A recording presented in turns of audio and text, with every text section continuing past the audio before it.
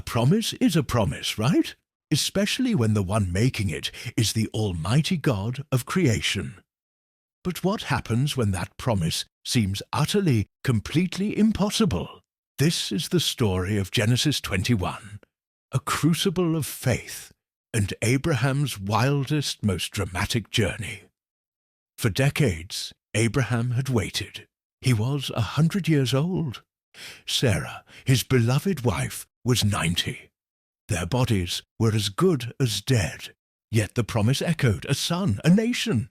When Sarah overheard the prophecy that she, in her old age, would bear a child, she didn't rejoice. She laughed, a bitter, skeptical, human laugh of disbelief. But God does not deal in human limitations. He deals in miracles. And then the impossible happened. Isaac, whose name means laughter, was born. Abraham, the patriarch, was finally over the moon. The covenant was real. The heir was here. A celebration erupted, a feast for a king.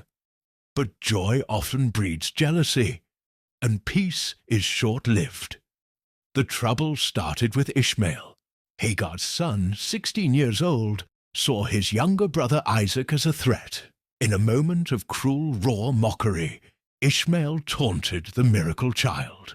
Sarah saw it. A mother's protective fury ignited. She marched to Abraham with a demand. "Drive out this slave woman and her son. He shall not share the inheritance with Isaac." This was agony for Abraham. Ishmael was his firstborn, his blood. He was torn between his wife's demand and his love for his son. He was deeply distressed, but God intervened with a solemn, unavoidable command. "Do as Sarah tells you, for Isaac is the one through whom your lineage will be carried. But do not fear for Ishmael. I will also make a great nation of him, because he is your offspring." Imagine the heartbreak.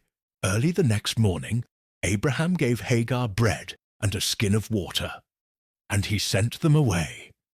Cast out into the desolate wilderness of Beersheba, Hagar wandered until the water was gone. Her strength failed. She laid her boy under a bush and walked away, unable to watch him die. Her cries were not silent. They were the desperate wails of a mother losing everything. It was in that moment of ultimate despair that the angel of God called out from heaven. "What is the matter, Hagar? Do not be afraid. God has heard the boy crying." A well of water appeared, a divine provision in the barren land. Ishmael lived. God kept his promise to the exiled son too. A divine plot twist, proving that God's compassion extends to all.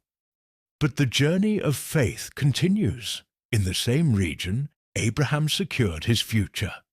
He swore a covenant with Abimelech, settling their territorial dispute at a place called Beersheba, the well of the oath.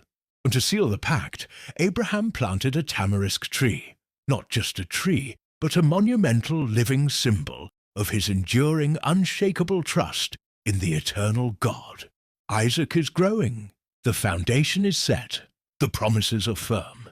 Abraham's faith has been tested, stretched, and proven. But is the story over? Will Abraham's descendants truly follow the path of the covenant? The great drama of redemption has just begun. Stay tuned, folks, because the next chapter is even more earth-shattering.